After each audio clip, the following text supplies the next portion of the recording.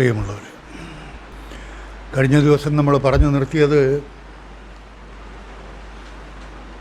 ഒരു മന്ത്രം, ആശ്ചര്യവത് പശ്യതി കശ്ചിദേനം ആശ്ചര്യവത് വദതി തഥൈവ ചാന്യഃ ആശ്ചര്യവത് സൈനമന്യശൃണോതി ശ്രുത്വാപ്യേനം വേദന ചൈവ കശ്ചിത്.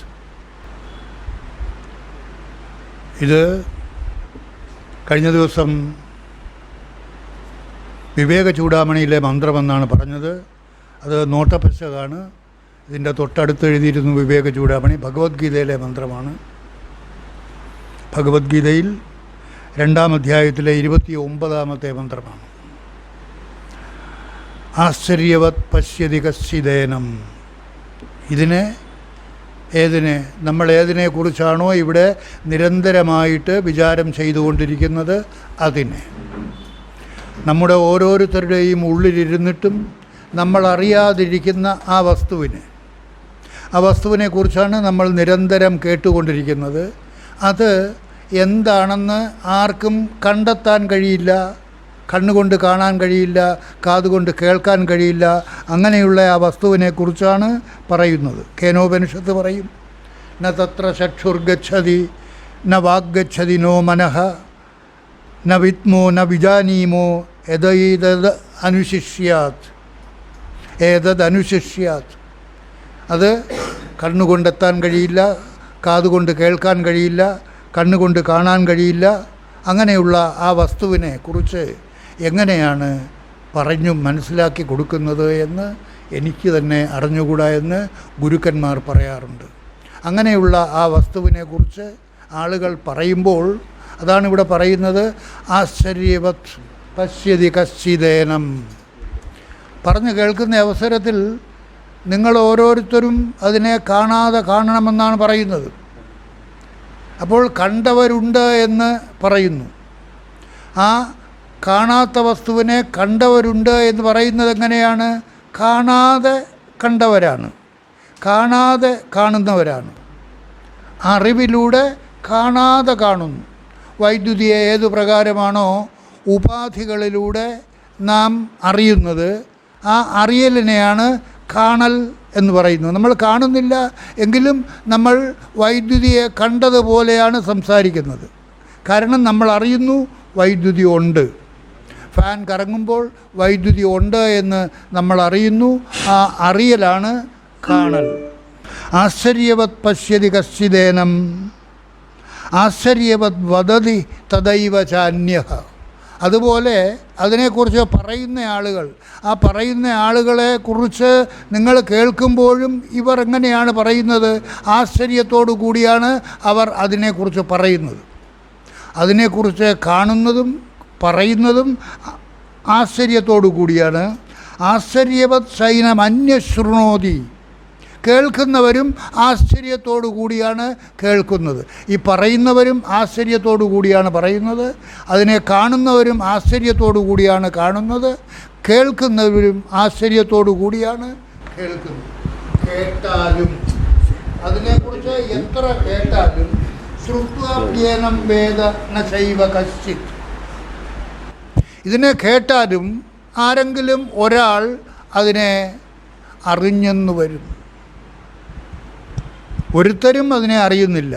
പക്ഷേ നേരത്തെ ഭഗവത്ഗീതയിലെ മറ്റൊരു മന്ത്രത്തിൽ പറയുന്നില്ലേ, മനുഷ്യാണാം സഹസ്രേഷു കശ്ചിത് യദതി സിദ്ധയേ യദതാമപി സിദ്ധാനാം കശ്ചിൻ മാം വേത്തി തത്വതഃ. സഹസ്രാണാം മനുഷ്യേഷു കശ്ചിത് യദതി സിദ്ധയേ. ആരെങ്കിലും ഒരാൾ ഇതിനെക്കുറിച്ച് അറിയുന്നു, അല്ലെങ്കിൽ അറിയാൻ ശ്രമിക്കുന്നു.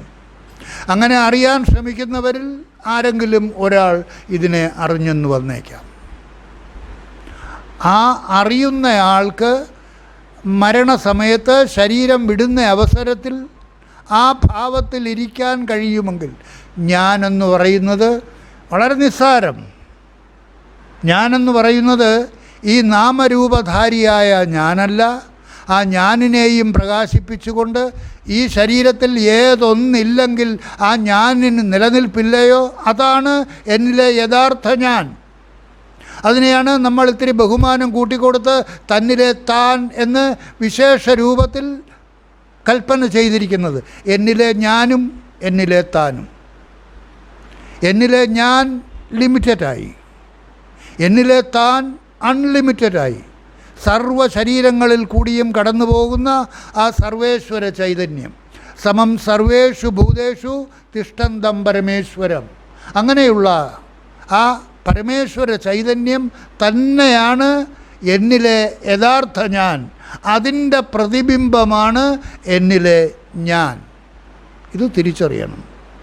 അത് എന്നിലെ പ്രതിബിംബം ആണ്, യഥാർത്ഥ ഞാനിൻ്റെ പ്രതിബിംബമാണ് എന്ന് തിരിച്ചറിഞ്ഞിട്ട് ഏതൊരാളാണോ ആ താൻ ഭാവത്തിൽ ഈ ശരീരത്തിൽ സദാ വർത്തിക്കുന്നത്, അയാൾക്കാണ് മോക്ഷം കിട്ടുന്നത്, ഇനി ജന്മമില്ലാത്ത നില കിട്ടുന്നത്. എന്നാൽ ജന്മമില്ലാത്ത നില കിട്ടണം എന്ന് ആഗ്രഹിക്കാത്ത ആളുകളുമുണ്ട്. ടാഗോർ, രവീന്ദ്രനാഥ ടാഗോർ അവസാനം മരണശയ്യയിലായിരുന്നപ്പോൾ അദ്ദേഹത്തിൻ്റെ ഒരു ഭക്തൻ അദ്ദേഹത്തോട് പറഞ്ഞു, അങ്ങ് ഈ അവസാന നിമിഷത്തിൽ ഭഗവാനോട് പ്രാർത്ഥിക്കണം, ഇനി ജന്മമുണ്ടാകാത്ത നില ഉണ്ടാകട്ടെ എന്ന് ഭഗവാനോട് പ്രാർത്ഥിക്കണം എന്ന് അദ്ദേഹത്തോട് പറഞ്ഞപ്പോൾ അദ്ദേഹം പതുക്കെ കണ്ണു തുറന്ന് അവനെ നോക്കി, യു സ്റ്റോപ്പ്, ഉണ്ടാതിരിക്കാൻ പറഞ്ഞു. ഞാൻ എന്തിനാ ഇനി ജനിക്കാതിരിക്കുന്ന നിലയിലേക്ക് പ്രാർത്ഥിക്കുന്നത്? എനിക്ക് ഈ ജന്മം വളരെ ഇഷ്ടമാണ്, ഈ ഭൂമിയെ എനിക്ക് വളരെ ഇഷ്ടമാണ്. ഈ ഭൂമിയിലെ ആകാശവും നക്ഷത്രങ്ങളും പക്ഷികളും അവയുടെ സംഗീതവും ഒക്കെ എനിക്കിഷ്ടമാണ്. അങ്ങനെയുള്ള ഈ ഭൂമിയിൽ എനിക്കിനിയും വരണമെന്നാണ് ആഗ്രഹം, ഇനിയും ജനിക്കണമെന്നാണ് ആഗ്രഹം എന്നാണ് രവീന്ദ്രനാഥ ടാഗോർ ആ മരണശയ്യയിൽ വെച്ച് പറഞ്ഞത്. എന്നാൽ നമ്മളിവിടെ പറഞ്ഞുകൊണ്ടിരിക്കുന്നത് എന്താണ്? ഇനി ജന്മമില്ലാത്ത നില ഉണ്ടാകട്ടെ, ഉണ്ടാകുന്നതിന് വേണ്ടിയുള്ള മാർഗത്തെക്കുറിച്ചാണ് വിചാരം ചെയ്യുന്നത്. നിങ്ങൾക്കും ഈ ജന്മം സുഖസ്വരൂപത്തിലുള്ളതാണെങ്കിൽ രവീന്ദ്രനാഥ ടാഗോർ ഭാവന ചെയ്തതുപോലെ നിങ്ങൾക്കും ഭാവന ചെയ്യാം, ഇനിയും ജന്മം ഉണ്ടാകട്ടെ എന്ന്. ആ ജന്മമുണ്ടായാൽ അവിടെ ഉണ്ടാകുന്ന സുഖവും ദുഃഖവുമൊക്കെ അനുഭവിക്കാൻ വിധിക്കപ്പെട്ടിരിക്കുന്നു. ഇതപര്യന്തം നിങ്ങൾ എത്ര പ്രാവശ്യം ജന്മമെടുത്തിട്ടുണ്ടോ ആ ജന്മങ്ങളിൽ ചെയ്തിട്ടുള്ള കർമ്മഫലം, സഞ്ചിത കർമ്മഫലം മുഴുവനും അനുഭവിക്കേണ്ടതായിട്ടുമുണ്ട്. അത് സൽക്കർമ്മങ്ങൾ മാത്രമല്ല, അനവധി ദുഷ്കർമ്മങ്ങളുമുണ്ട്. നമ്മൾ ചെയ്തിട്ടുള്ള കർമ്മങ്ങളുടെ ഒരു 10% പോലും സൽക്കർമ്മമായിരിക്കില്ല, ദുഷ്കർമ്മമാണ് കൂടുതൽ. അത് നേരത്തെ ഇന്നലെ കഴിഞ്ഞ ദിവസം പറഞ്ഞതുപോലെ അത് ചെയ്ത കർമ്മമായിരിക്കണമെന്നില്ല. ചെയ്യാതെ ഭാവന ചെയ്ത, പ്ലാൻ ചെയ്ത കർമ്മങ്ങളെല്ലാം ചെയ്ത കർമ്മങ്ങളുടെ രൂപത്തിൽ തന്നെ നമ്മുടെ ഉള്ളിൽ രേഖപ്പെടുത്തപ്പെട്ടിരിക്കുകയാണ്. അതിൻ്റെ എല്ലാം ഫലം നമ്മൾ അനുഭവിക്കേണ്ടതായിട്ട് വരുന്നുണ്ട്. അപ്പോൾ അങ്ങനെയുള്ള ആ വസ്തുവിനെക്കുറിച്ചാണ് സംസാരിക്കുന്നത്. അത് ചില ആളുകൾ അതിനെ ആരെങ്കിലും ഒരാൾ, അതാണ് കശ്ചിത് എന്ന് പറയുന്നത്. ആശ്ചര്യവത് പശ്യതി കശ്ചിതേനം. ഇത് സാറാണ് പറഞ്ഞത്, ഭഗവത്ഗീതയിലെയാണെന്ന്. ശരിയാണ്, ഭഗവത്ഗീതയിലെയാണ്. അത് നോട്ടപ്പശകാണ്. വിവേക ചൂടാമണി തൊട്ടടുത്ത് എഴുതിയിരുന്നു, അത് പറഞ്ഞതാണ്. ഭഗവത്ഗീതയിലെയാണ്. അപ്പോൾ അതിനെ ആരെങ്കിലും ഒരാൾ അതിനെക്കുറിച്ച് കാണുന്നു. ആ കാണുന്നയാൾ ആശ്ചര്യത്തോടു കൂടിയാണ് അതിനെ കാണുന്നത്. അതിനെക്കുറിച്ച് കേൾക്കുന്നതും ആശ്ചര്യത്തോടു കൂടിയാണ്. അതിനെക്കുറിച്ച് പറയുന്നതും ആശ്ചര്യത്തോടു കൂടിയാണ്. അതിനെക്കുറിച്ച് കേൾക്കുന്ന ആരെങ്കിലും ഒരാൾ അതിനെ അറിഞ്ഞെന്ന് വരാം. ഇവിടെയും കേട്ടുകൊണ്ടിരിക്കുന്ന നിങ്ങളിൽ എത്ര പേർ അതിനെ പ്രാപിക്കും എന്നുള്ളത് നമുക്കറിഞ്ഞുകൂടാ. ആരെങ്കിലും ഒരാൾക്ക് പ്രാപിക്കാൻ സാധിക്കുകയാണെങ്കിൽ നല്ലത്. അല്ലെങ്കിൽ രവീന്ദ്രനാഥ ടാഗോർ പറഞ്ഞതുപോലെ ഈ പ്രപഞ്ചം, ഈ സംസാരം ഇഷ്ടമാണെങ്കിൽ വീണ്ടും വീണ്ടും ജനിക്കാൻ പ്രാർത്ഥിക്കുക. എന്നാൽ മോക്ഷമെന്ന് പറയുന്നത്, ഭാരതീയ തത്വ സംഹിതയിൽ മോക്ഷമെന്ന് പറയുന്നത് ജനിമൃതികളിൽ നിന്നുള്ള മോചനമാണ്. കാരണം എന്താണ്? നമ്മൾ ചെയ്തിട്ടുള്ള കർമ്മത്തിൻ്റെ സഞ്ചിത കർമ്മങ്ങളുടെ ഫലം മുഴുവനും ജീവിച്ചിരിക്കുന്ന അവസരത്തിൽ നമുക്ക് അനുഭവിക്കേണ്ടതായിട്ടുണ്ട്. അത് എത്രമാത്രം സൽക്കർമ്മങ്ങളാണ് ദുഷ്കർമ്മങ്ങളാണ് എന്ന് നമുക്ക് പറയാൻ കഴിയില്ല. എത്ര കാലം കഴിഞ്ഞാലും അത് അനുഭവിക്കേണ്ടതായിട്ട് വരും. നമ്മൾ ഇപ്പോൾ തന്നെ ടി വിയിൽ കാണുന്നില്ലേ, എത്രയോ വർഷങ്ങൾക്ക് മുമ്പ് ചെയ്തിട്ടുള്ള കർമ്മങ്ങളുടെ ഫലം ഓരോരുത്തരും ടി വിയിൽ കൂടി അനുഭവിക്കുന്നതിനെക്കുറിച്ച് പറയുന്നത് നിങ്ങൾ കേട്ടിട്ടായിരിക്കും ഇപ്പോൾ വന്നിരിക്കുന്നത്. അപ്പോൾ എത്ര കാലം മുമ്പ് ചെയ്തതാണെങ്കിൽ പോലും അതുപോലെ തന്നെ ജന്മാന്തരങ്ങൾക്ക് മുൻപ് അനുഭവിച്ചിട്ടുള്ളത് മുഴുവനും ഇതൊക്കെ ഈ ജന്മത്തിൽ ചെയ്തിട്ടുള്ള കർമ്മങ്ങളുടെ ഫലമാണ്. പക്ഷേ നമ്മൾ അനുഭവിച്ചു കൊണ്ടിരിക്കുന്നത് മുഴുവനും അനവധി ജന്മങ്ങളിലൂടെ ചെയ്തിട്ടുള്ള കർമ്മങ്ങളുടെ സഞ്ചിത കർമ്മം, അതിൽ നിന്ന് അനുവദിച്ചിരിക്കുന്ന പ്രാരബ്ധ കർമ്മമാണ് ഈ ജന്മത്തിൽ ജനനം മുതൽ മരണം വരെ നമ്മൾ അനുഭവിച്ചു കൊണ്ടിരിക്കുന്നത്. ഈ ജനനം മുതൽ മരണം വരെ ജീവിച്ചു കൊണ്ടിരിക്കുന്ന ഈ സമയത്ത് ഏതൊരാളിനാണോ തന്നിലെ ആ ജ്ഞാനാഗ്നിയെ ജ്വലിപ്പിക്കാൻ സാധിക്കുന്നത്, ആ ജ്ഞാനാഗ്നിയിലൂടെ ഏതൊരാളിനും ഇതപര്യന്തം നമ്മിൽ സഞ്ചയിച്ചു വച്ചിട്ടുള്ള സഞ്ചിത കർമ്മത്തെ മുഴുവനും നിമിഷ നേരം കൊണ്ട് ദഹിപ്പിച്ച് കളയാനും സാധിക്കും. എങ്ങനെയാണ് ദഹിപ്പിച്ച് കളയുന്നത്? നിസ്സാരം. ഞാനെന്ന് പറയുന്നത് ഈ നാമരൂപധാരിയായ ഞാനല്ല. ഈ ഞാനിനെയും നിലനിർത്തിക്കൊണ്ട് എന്നിൽ സ്വയം പ്രകാശിച്ചു നിൽക്കുന്ന, എന്നിൽ മാത്രമല്ല എന്നിലും സർവ ശരീരങ്ങളിൽ കൂടിയും വ്യാപിച്ചു നിൽക്കുന്ന ആ സർവാന്തര്യാമി, ആ സച്ചിദാനന്ദ സ്വരൂപം, അതാണ് എന്നിലെ താൻ എന്ന് പറഞ്ഞാൽ എന്നിലെ യഥാർത്ഥ ഞാൻ എന്ന് ബോധിച്ച് ആ ബോധനിലയിൽ ആരാണോ തൻ്റെ ശ്രദ്ധയെ സദാ നിലനിർത്തുന്നത്, അതാണ് ജ്ഞാനാഗ്നി. ജ്ഞാനാഗ്നിയുടെ ജ്വലനം സദാ ആ ഭാവന നമ്മിൽ തുടരണം. ആ ഭാവന തുടർന്നുകൊണ്ടിരിക്കുന്ന അവസരത്തിൽ നമുക്ക് ലൗകിക ജീവിതം മുഴുവനും സന്തോഷകരമായിട്ട് നടത്തിക്കൊണ്ടു പോകാൻ സാധിക്കും. ഇതാണ് ബുദ്ധൻ സാക്ഷാത്കാരം നേടിയതിന് ശേഷം കൊട്ടാരത്തിൽ ചെന്നു. അപ്പോൾ അദ്ദേഹത്തിൻ്റെ ഭാര്യ അദ്ദേഹത്തോട് ചോദിച്ചു. ആരാ ഭാര്യ? യശോധര അല്ലേ? യശോധര അദ്ദേഹത്തോട് ചോദിച്ചു, എനിക്കൊരു ചോദ്യം ചോദിക്കാനുണ്ട്. അങ്ങ് സാക്ഷാത്കാരം നേടിയിട്ട് വന്നിരിക്കുന്നു, ആരുമില്ലാത്ത സ്ഥലത്ത് കാട്ടിൽ ഏകനായിരുന്ന് വളരെയധികം സാധന ചെയ്ത് സാക്ഷാത്കാരം നേടിയിട്ട് വന്ന അങ്ങയോട് ഞാനൊരു ചോദ്യം ചോദിക്കട്ടെ. കാട്ടിൽ ഇത്രയും കഷ്ടപ്പെട്ട് നേടിയ ഈ കാര്യങ്ങൾ ഈ കൊട്ടാരത്തിൽ ഇരുന്നു കൊണ്ട് അങ്ങയ്ക്ക് നേടാൻ കഴിയുകയില്ലായിരുന്നോ എന്ന ചോദ്യമാണ് യശോധര ബുദ്ധനോട് ചോദിച്ചത്.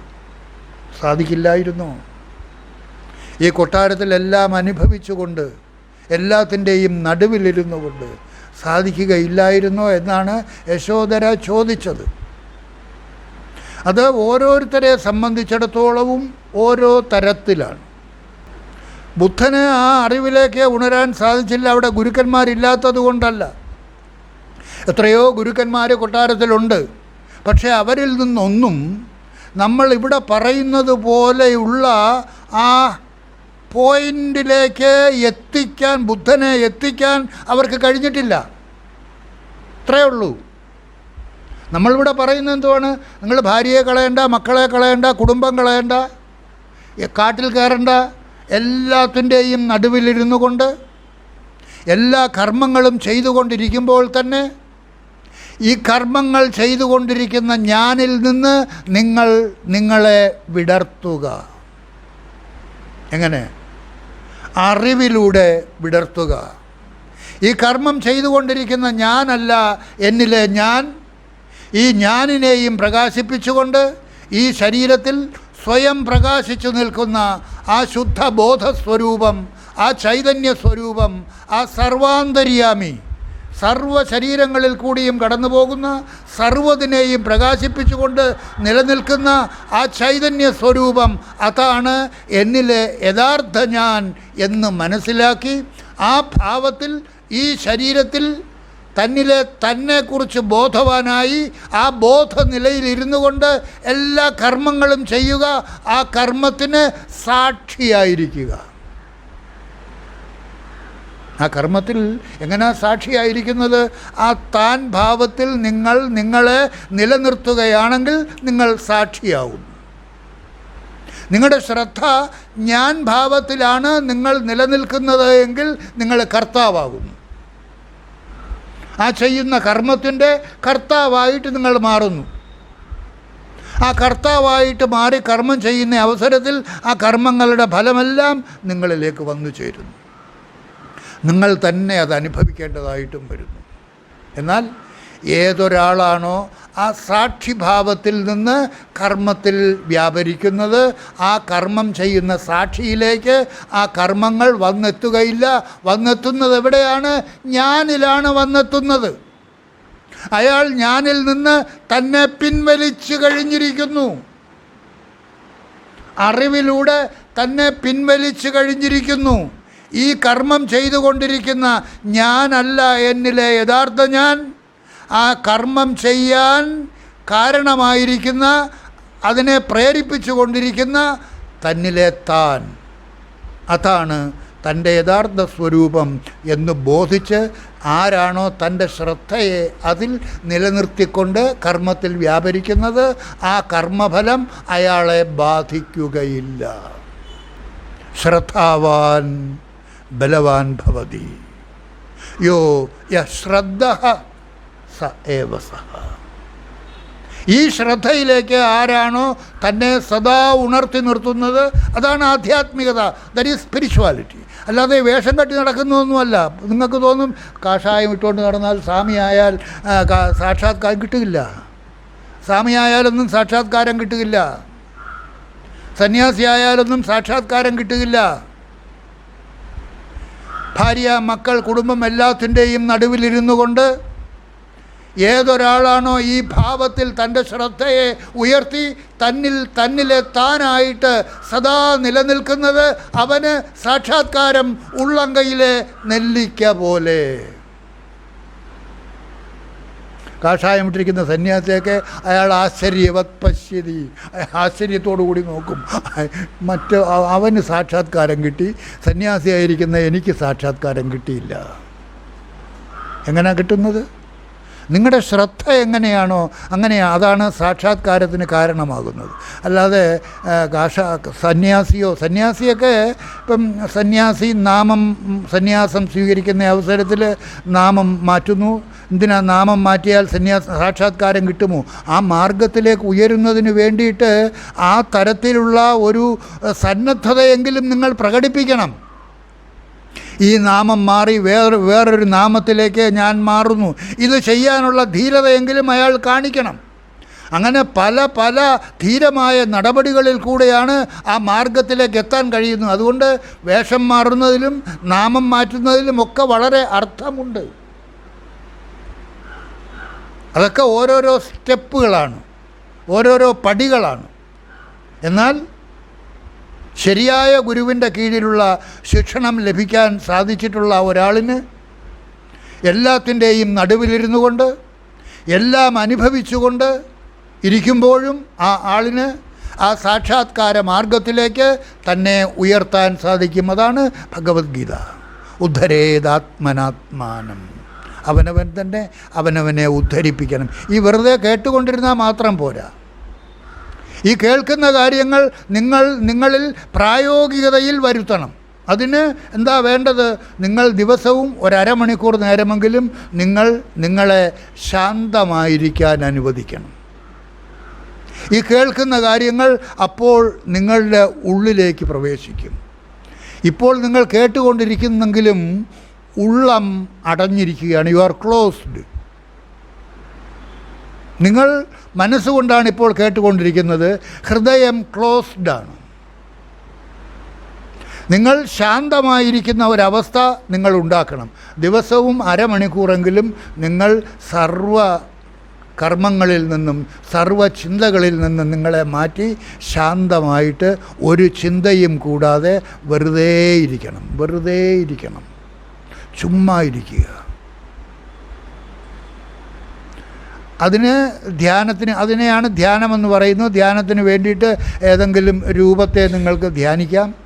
ഏതെങ്കിലും രൂപം വേണമെന്നുണ്ടെങ്കിൽ ഏതെങ്കിലും രൂപത്തെ, ഒരു പ്രകാശം നിങ്ങൾക്ക് സ്വീകരിക്കാം, ഒരു ജ്വാലയെ സ്വീകരിക്കാം, ഏതെങ്കിലും ദേവനെ സ്വീകരിക്കാം, ഏതെങ്കിലും ഗുരുവിനെ സ്വീകരിക്കാം. പക്ഷേ ദേവനെയൊക്കെ സ്വീകരിച്ചാൽ നിങ്ങൾ അതിലോട്ട് ചുരുങ്ങിപ്പോകും. അതുകൊണ്ട് നിരാകാര ഭാവത്തിലുള്ള ധ്യാനമാണ് ഏറ്റവും നല്ലത്. ഒരു രൂപത്തെയും കൂടാതെ ഒരു പ്രകാശത്തെ നിങ്ങൾ ഉള്ളിൽ ധ്യാനിക്കുക. നിങ്ങളൊരു പ്രകാശ സ്വരൂപമായിട്ടിരിക്കുന്നതായിട്ട് ഭാവന ചെയ്ത്, നിങ്ങൾ മുഴുവനും ഒരു പ്രകാശ സ്വരൂപമായിട്ട് കണ്ണടച്ച് നിങ്ങളുടെ രൂപത്തെ ഒരു പ്രകാശ സ്വരൂപമായിട്ട് ഭാവന ചെയ്ത് ഉൾക്കണ്ണുകൊണ്ട് നോക്കിക്കൊണ്ട് അതിനെ തന്നെ നോക്കിക്കൊണ്ട് മിണ്ടാതെ ഇരിക്കുകയാണെങ്കിൽ, ഒരമണിക്കൂർ ഇരിക്കാൻ സാധിക്കുകയാണെങ്കിൽ, ഈ സത്സംഗത്തിൽ പറയുന്ന കാര്യങ്ങൾ നിങ്ങളുടെ ഉള്ളിലേക്ക് കടന്നു വരുന്നതിനുള്ള ഹൃദയത്തിലേക്ക് പ്രവേശിക്കുന്നതിനുള്ള അവസരം ഒരുങ്ങും. ഇല്ലാതെ ആ ഹൃദയം ക്ലോസ്ഡ് ആയിരിക്കുന്ന അവസരത്തിൽ എത്ര കേട്ടാലും ഈ കാതിൽ കൂടെ കേട്ട് ഈ കാതിൽ കൂടെ അങ്ങ് പോകും. അത് ഹൃദയത്തിലേക്ക് ആഴ്ന്നിറങ്ങുന്നില്ല.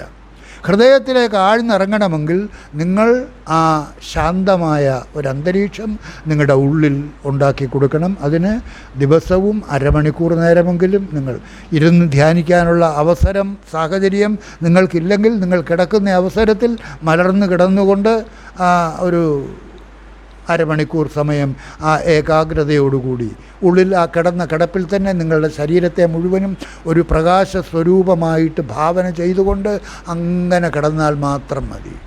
ഒരമണിക്കൂർ സമയം നിശ്ചിന്തനായിട്ട്. എന്തെങ്കിലും തരത്തിലുള്ള ചിന്തകൾ നിങ്ങളുടെ ഉള്ളിലേക്ക് വന്നു കഴിഞ്ഞാൽ ആ ചിന്തകളെയൊക്കെ ഇല്ലാതാക്കുന്നതിന് വേണ്ടിയിട്ട് അവിടെ യുദ്ധമൊന്നും ചെയ്യണ്ട. യുദ്ധം ചെയ്താലൊന്നും നിങ്ങൾക്ക് വിജയിക്കാൻ സാധിക്കില്ല. എന്തെല്ലാം ചിന്തകൾ നിങ്ങളുടെ ഉള്ളിലേക്ക് കടന്നു വരുന്നോ അതെല്ലാം നിങ്ങൾ സാക്ഷിഭാവത്തിൽ നോക്കിക്കൊണ്ടിരിക്കുക. അതിനെ ബലം പ്രയോഗിച്ച് തടുക്കാനൊന്നും ശ്രമിക്കേണ്ട കാര്യമില്ല.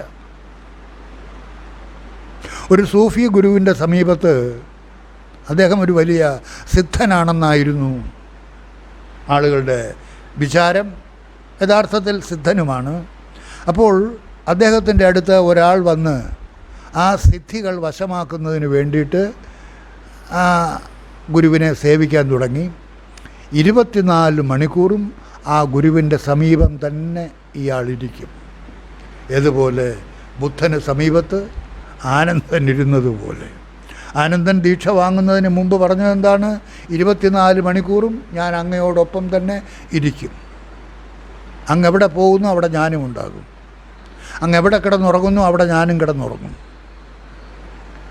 ഒരു ജ്യേഷ്ഠൻ എന്നുള്ള നിലയ്ക്ക് ദീക്ഷ സ്വീകരിക്കുന്നതിന് മുമ്പ് ഇപ്പോൾ എനിക്ക് നിന്നോട് ആജ്ഞാപിക്കാനുള്ള സ്വാതന്ത്ര്യമുണ്ട്, അവകാശമുണ്ട്.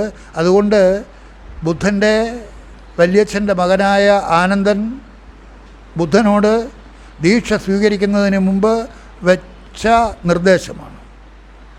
അത് ബുദ്ധൻ അംഗീകരിച്ചു. അത് അംഗീകരിച്ചുകൊണ്ടാണ് ദീക്ഷ കൊടുത്തത്. അതുപോലെ ഇയാളും ഈ സൂഫി സിദ്ധൻ്റെ അടുത്ത് വന്ന് 24 മണിക്കൂറും എവിടെ പോയാലും കൂടെ പോകും. മൂത്രമൊഴിക്കാൻ പോയാലും കൂടെ പോകും. ഇങ്ങനെ വിട്ടുമാറാതെ ഇരുന്നു. ഇതൊരു വലിയ ശല്യമായി തീർന്നു. അപ്പോൾ ഗുരു പറഞ്ഞു, എനിക്ക് വലിയ സിദ്ധികളൊന്നുമില്ല. ആളുകൾ ചുമ്മാ പറയുന്നതാണ് സിദ്ധി ഉണ്ടെന്നുള്ളത്. എനിക്ക് സിദ്ധിയേ ഇല്ല. അങ്ങ് സിദ്ധി ഇല്ലെന്ന് പറഞ്ഞാലും അങ്ങ് സിദ്ധനാണ്. അങ്ങയുടെ ആ സിദ്ധിയുടെ രഹസ്യം എനിക്ക് വെളിപ്പെടുത്തി തരണം, അല്ലാതെ ഞാൻ ഇവിടുന്ന് പോവുകയില്ല. തരികയില്ല എന്നാണ് അങ്ങ് നിർബന്ധം പിടിക്കുന്നതെങ്കിൽ ഞാൻ പോവുകയില്ല എന്നുള്ള നിർബന്ധവും ഞാൻ പിടിക്കും. അവസാനം നിവൃത്തിയില്ലാതെ അദ്ദേഹം പറഞ്ഞു, അതിൻ്റെ രഹസ്യം ഇതാണ്: സദാസമയവും നീ ഓംകാരമന്ത്രം ജപിക്കുക. ഓം ഓം ഓം ഓം എന്നുള്ള മന്ത്രം സ്ഥിരമായിട്ട് ജപിക്കുക മാത്രം മതി എന്ന് പറഞ്ഞു. ഇത് മാത്രമേ ഉള്ളൂ. അദ്ദേഹം പോയി വൈകുന്നേരം വീട്ടിലെത്തി. അദ്ദേഹം പോകാനായിട്ട് ഇറങ്ങിയ നിമിഷത്തിൽ ഈ ഗുരു വിളിച്ചു പറഞ്ഞു, ഒരു കാര്യം കൂടെ നിന്നെ ഓർമ്മിപ്പിക്കാനുണ്ട്. കുരങ്ങന്മാരെ നിങ്ങളുടെ ഉള്ളിൽ പ്രവേശിക്കാതിരിക്കാൻ ശ്രദ്ധിക്കണം. കുരങ്ങന്മാർ, മർക്കടന്മാർ നിൻ്റെ ഉള്ളിൽ കയറാതെ സൂക്ഷിക്കണം. ഒരു കുരങ്ങനും എൻ്റെ ഉള്ളിൽ പ്രവേശിക്കുകയില്ല എന്ന് ഉറപ്പ് പറഞ്ഞുകൊണ്ട് ആൾ വീട്ടിൽ പോയി കുളിയൊക്കെ കഴിഞ്ഞ് ജപിക്കാൻ വേണ്ടിയിട്ട് അദ്ദേഹം തയ്യാറെടുത്ത് കുളിക്കാൻ അകത്ത് കയറി കഴിഞ്ഞപ്പോൾ തന്നെ അദ്ദേഹത്തോടൊപ്പം കുരങ്ങന്മാരും എത്തി. എന്ന് പറഞ്ഞാൽ മനസ്സിനകത്ത് മുഴുവനും കുരങ്ങന്മാർ ചാടി കളിക്കാൻ തുടങ്ങി. കുരങ്ങന്മാർ കുളിമുറിക്കകത്തും കുരങ്ങന്മാർ ഉള്ളതുപോലെ ഒരു തോന്നൽ. അയാൾ അവിടെ ഇരുന്ന് പോ കുരങ്ങ് എന്ന് പറഞ്ഞ് അവിടെ കിടന്ന് ഒച്ച വയ്ക്കാൻ തുടങ്ങിയപ്പോൾ ഭാര്യയെ വിളിച്ചു ചോദിച്ചു, കുളിമുറിയിൽ വേറെ ആരുണ്ട്? ആരോടാണ് അങ്ങ് സംസാരിക്കുന്നത്? ഇവിടെ ആരുമില്ല. പിന്നെ പോ എന്നൊക്കെ പറയുന്നത് കേൾക്കുന്നു. ഒന്നുമില്ല എന്ന് പറഞ്ഞു. അപ്പോൾ ഇയാളുടെ ഉള്ളിൽ മുഴുവനും കുരങ്ങന്മാരായി കഴിഞ്ഞു. ചിന്ത, നമ്മുടെ ഉള്ളിലെ ചിന്തകൾ ധാരാളമായിട്ട് വന്നുകൊണ്ടിരിക്കും. ആ വന്നുകൊണ്ടിരിക്കുന്ന ചിന്തയെ ആട്ടിപ്പായിക്കാൻ ശ്രമിക്കരുത്. അയാൾ ധ്യാനിക്കാനിരുന്നപ്പോഴും മുഴുവനും കുരങ്ങന്മാർ, മനസ്സ് മുഴുവനും കുരങ്ങന്മാർ. ഓങ്കാരം ജപിക്കാൻ പോലും അദ്ദേഹത്തിന് കഴിയുന്നില്ല. രാത്രിയായപ്പോൾ ആ കുരങ്ങന്മാരുടെ ശല്യം കൂടി. എന്ന് പറഞ്ഞാൽ ചിന്തകൾ കൂടിക്കൊണ്ടിരുന്നു. നേരം വെളുത്തിട്ട് ആ ഗുരുവിനെ പോയി കാണാം എന്ന് വിചാരിച്ചപ്പോൾ ഇദ്ദേഹത്തിന് നേരം വെളുക്കുന്നത് വരെ കാത്തിരിക്കാൻ കഴിഞ്ഞില്ല. അദ്ദേഹം ആ രാത്രി തന്നെ ഓടി ഗുരുവിൻ്റെ സമീപത്തെത്തി കുരങ്ങന്മാരെക്കുറിച്ചുള്ള പരാതി പറഞ്ഞു. അപ്പോൾ ഗുരു പറഞ്ഞു, ഈ സിദ്ധികൾ കരസ്ഥമാക്കണമെന്നുള്ള ആശ നീ വിടുക. ആ ആശയോടുകൂടി നീ മന്ത്രം ചൊല്ലുകയാണെങ്കിൽ നിനക്ക് കുരങ്ങന്മാരിൽ നിന്ന് രക്ഷ കിട്ടുകയില്ല. അവർ ശല്യപ്പെടുത്തിക്കൊണ്ടേയിരിക്കും. അപ്പോൾ ഇയാൾ പറഞ്ഞു, ഞാനൊരു പാവപ്പെട്ട കച്ചവടക്കാരനാണ്, എനിക്ക് കട തുറക്കാൻ കഴിഞ്ഞില്ലെങ്കിൽ ജീവിക്കാൻ കഴിയില്ല. അതുകൊണ്ട് ഈ സിദ്ധി വേണം എന്നുള്ള ആഗ്രഹത്തെ നീ ഉപേക്ഷിക്കുക എന്ന് ഗുരു പറഞ്ഞു. അതനുസരിച്ച് അവൻ അത് ഉപേക്ഷിച്ച് കഴിഞ്ഞപ്പോൾ എല്ലാം ശാന്തം. അതുപോലെ നിങ്ങളും ഈ മാർഗത്തിലേക്ക് തിരിയുന്ന അവസരത്തിൽ, മനസ്സിനെ ശാന്തമാക്കാൻ വേണ്ടിയിട്ട് ശ്രമിക്കുന്ന അവസരത്തിൽ കുരങ്ങന്മാർ നിങ്ങളുടെയും ഉള്ളിൽ പ്രവേശിക്കും. ആ കുരങ്ങന്മാരെ ഒന്നും അടിച്ചു കളയാൻ ശ്രമിക്കാതെ ജസ്റ്റ് വാച്ച്. ചിന്തകളെ കുറേ ദിവസങ്ങൾ കഴിയുന്തോറും ആ ചിന്തകൾ താനേ ഇല്ലാതായിക്കൊള്ളും. അതുമായിട്ട് ബലം പ്രയോഗിച്ച് യുദ്ധം ചെയ്യാനാണ് നിങ്ങൾ തീരുമാനിക്കുന്നത് എങ്കിൽ നിങ്ങൾക്ക് അവയെ ഇല്ലാതാക്കാൻ കഴിയില്ല. അതിനുള്ള ഏറ്റവും നല്ല മാർഗം ജസ്റ്റ് വാച്ച്. താനേ ഒതുങ്ങിക്കൊള്ളും. അതുകൊണ്ട് നിങ്ങളുടെ ഉള്ളത്തെ ശാന്തമാക്കുന്നതിന് വേണ്ടിയിട്ട് ദിവസവും അരമണിക്കൂർ സമയം ശാന്തമായിട്ട് നിങ്ങൾ ഇരിക്കുക, ധ്യാനിക്കാൻ വേണ്ടി ഇരിക്കുക. വൈകുന്നേരം നിങ്ങൾ പണ്ടൊക്കെ നാമം ചൊല്ലുന്ന ശീലമുണ്ടായിരുന്നു. ഇപ്പം നാമം ചൊല്ലുന്ന ശീലമൊന്നുമില്ലല്ലോ. ഇപ്പോഴുള്ള ശീലം എന്താണ്? ടി വി കാണുക, സീരിയൽ കാണുക. സീരിയൽ കാണുന്ന ശീലമാണ് എല്ലാ വീട്ടിലും ഉള്ളത്. നമ്മൾ അരമണിക്കൂർ നമുക്ക് വേണ്ടിയിട്ട് മാറ്റി വയ്ക്കണം. നമ്മളെ നാമം ചൊല്ലലൊക്കെ കുട്ടികളെ നിർബന്ധിപ്പിച്ച് അരമണിക്കൂർ നാമം ചൊല്ലാൻ വേണ്ടി ശീലിപ്പിക്കണം. സന്ധ്യയ്ക്ക് ഈ സീരിയൽ കാണുന്നതിൽ നിന്ന് കുട്ടികളെ മാറ്റി നിർത്തണം. സന്ധ്യയ്ക്ക് നാമം ചൊല്ലി, ആ നാമം ചൊല്ലുന്നതിലൂടെ മനസ്സിന് ഏകാഗ്രത, ചിത്തശുദ്ധി, ചിത്തബലം ഇതൊക്കെ കുട്ടികൾക്കുണ്ടാകുന്നതാണ്. അതൊക്കെ കുട്ടിക്കാലത്ത് തന്നെ നമ്മൾ കൊടുക്കേണ്ടതാണ്. അതിന് മുതിർന്നവർക്ക് പോലും സമയമില്ല. പിന്നെ അങ്ങനെ കുട്ടികൾ നന്നാവും. കുട്ടികളെ നേരായ മാർഗത്തിലേക്ക് നയിക്കണമെങ്കിൽ മുതിർന്നവർക്ക് ആ ശീലമുണ്ടായിരിക്കണം. മുതിർന്നവർക്ക് ആ ശീലമുണ്ടെങ്കിൽ മാത്രമേ അത് കുട്ടികൾക്ക് പകർന്നു കൊടുക്കാനും നമുക്ക് കഴിയുകയുള്ളൂ. അത് മുതിർന്നവർക്കില്ല. അതുകൊണ്ട് മുതിർന്നവരാണ് വളരെ ശ്രദ്ധയോടുകൂടി ഈ കാര്യങ്ങൾ സൂക്ഷിക്കേണ്ടത്. അപ്പോൾ നമ്മൾ ഇതുവരെ വിചാരം ചെയ്തുകൊണ്ടിരിക്കുന്നത്, എത്ര കേട്ടാലും ശ്രവണായ ബഹുബിർ യോ ന ലഭ്യ ശൃണ്വന്തോ അപി ബഹവോ യം ന വിദ്യുഹു ആശ്ചര്യോ വക്ത കുശലോ അസ്യ ലബ്ധ ആശ്ചര്യോ ജ്ഞാത കുശലാനുശിഷ്ട. കേൾക്കാൻ ഇത് ഏതിലാണ് പറയുന്നത്? കഠോപനിഷത്തിൽ പറയുന്നതാണ്. ശ്രവണായ ബഹുബിർ യോ ന ലഭ്യ. കേൾക്കാൻ പോലും കിട്ടുന്നില്ല. പക്ഷേ നിങ്ങളെല്ലാം എത്രയോ ഭാഗ്യവാന്മാർ. ഇതിനകത്തിരിക്കുന്ന നിങ്ങൾക്ക് നിരന്തരമായിട്ട് അതിനെക്കുറിച്ച് കേൾക്കാൻ സാധിക്കുന്നു. ഇവിടെ മല്ലമ്പിള്ള ആന കുത്തിക്കൊല്ലുന്ന കഥയൊന്നും നമ്മൾ പറയുന്നില്ല. ആ വസ്തുവിനെക്കുറിച്ച് മാത്രം, ആ വസ്തുവിനെ പ്രാപിക്കുന്നതിനുള്ള മാർഗങ്ങൾ മാത്രമാണ് നിങ്ങൾ കേട്ടുകൊണ്ടിരിക്കുന്നത്. അതിന് യാതൊരു ശ്രമത്തിൻ്റെയും ആവശ്യമില്ല. Just watch. അത് എവിടുന്നെങ്കിലും കിട്ടേണ്ടതായിട്ടുള്ള വസ്തുവല്ല, എവിടുന്നെങ്കിലും കിട്ടാനുള്ള വസ്തുവാണ്. അതിനെ പിടിച്ചു കളയാം എന്ന് വിചാരിച്ച് നിങ്ങൾ ശ്രമം നടത്തുകയാണെങ്കിൽ ആ ശ്രമം ഏതുപോലെയാണെന്നറിയാമോ? പട്ടി തൻ്റെ വാലിനെ പിടിക്കാൻ വേണ്ടി ശ്രമിക്കുന്നത് പോലെ കറങ്ങി കറങ്ങി കറങ്ങി സ്വന്തം വാലിനെ പിടിക്കാൻ വേണ്ടി പട്ടി കറങ്ങുന്നത് കണ്ടിട്ടുണ്ടോ? സ്വന്തം വാല് പിടിക്കാൻ വേണ്ടി അത് ഇങ്ങനെ കറങ്ങുന്നത് കാണും ചില സമയത്ത് ചില പട്ടികൾ. ആ വാല് തൻ്റെ ശരീരത്തിൻ്റെ ഭാഗമാണ് എന്ന് ആ പട്ടി അറിയുന്നില്ല. അതുപോലെ നമ്മുടെ ഉള്ളിലിരിക്കുന്ന, നമ്മുടെ സ്വരൂപമായിരിക്കുന്ന ആ വസ്തു അന്യമാണെന്നുള്ള ഭാവത്തിൽ അതിനെ പ്രാപിക്കാൻ നമ്മൾ അന്വേഷണത്തിനിറങ്ങിയാൽ ഒരിക്കലും നമുക്കതിനെ പ്രാപിക്കാൻ സാധിക്കുകയില്ല. എന്തുകൊണ്ട്? നിത്യപ്രാപ്തമായ വസ്തുവാണത്. അത് പ്രാപിക്കപ്പെടേണ്ടതായിട്ടുള്ള വസ്തുവേ അല്ല. തത് ത്വമസി, അത് നീ തന്നെയാവുന്നു. നിൻ്റെ ഉള്ളിൽ നീ ആയിരുന്നിട്ടും നീ അതിനെ അറിയുന്നില്ല. നീ ഞാനായിട്ട് അന്യമായിരിക്കുകയാണ്, നാമരൂപധാരിയായിട്ട് അന്യമായിരിക്കുകയാണ്. അതുകൊണ്ടാണ് ഏതോ ഒരു മന്ത്രം പറയുമല്ലോ, മുണ്ടകോപനിഷത്തിലുള്ള ഒരു മന്ത്രം പറയുന്നു ആ അവസ്ഥയെക്കുറിച്ച്. യഥാ നദ്യഃ സ്യന്തമാനാഃ സമുദ്രേ അസ്തം ഗച്ഛന്തി നാമരൂപേ വിഹായ തഥാ വിദ്വാൻ നാമരൂപാത് വിമുക്തഃ പരാത് പരം ഉപൈതി ദിവ്യം. ഏതുപോലെയാണോ ഒഴുകുന്ന നദി ഒഴുകി ഒഴുകി സമുദ്രത്തിലേക്ക് പ്രവേശിക്കുമ്പോൾ അത് നാമവും രൂപവും വെടിയുന്നു.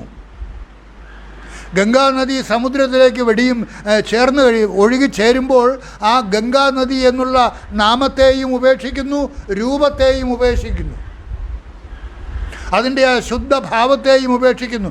സമുദ്രാകാരമായി തീരുമ്പോൾ പിന്നെ സമുദ്രത്തിൻ്റെ സ്വഭാവം. അതുപോലെ നിങ്ങൾ ഞാൻ ഭാവത്തെ ഉപേക്ഷിച്ച് താൻ ഭാവത്തിലേക്ക് ചേർന്ന് കഴിയുമ്പോൾ നിങ്ങൾ ആ താൻ ഭാവത്തിൻ്റെ ബ്രഹ്മാകാരമായി തീരുന്നു, ഈശ്വരാകാരമായിത്തീരുന്നു.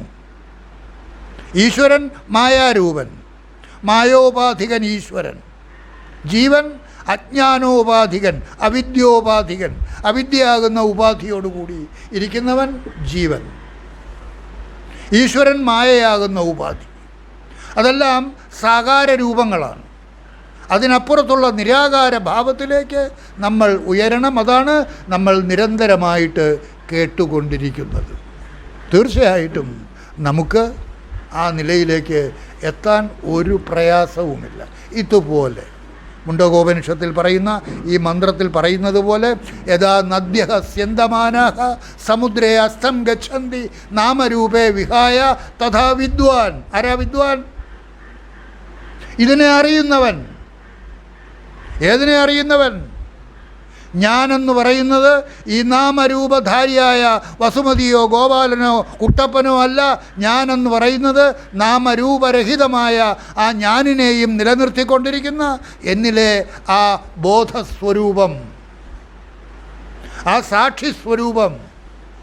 അതാണ് തൻ്റെ യഥാർത്ഥ സ്വരൂപം, തന്നിലെ യഥാർത്ഥ ഞാൻ എന്ന് ആരാണോ ബോധിച്ച് ആ ഭാവത്തിൽ തൻ്റെ ശ്രദ്ധയെ നിലനിർത്തിക്കൊണ്ടിരിക്കുന്നത്, അതാണ് പറഞ്ഞത് ശ്രദ്ധാവാൻ ബലവാൻ ഭവതി. ഈ ശ്രദ്ധയാണ് വേണ്ടത്.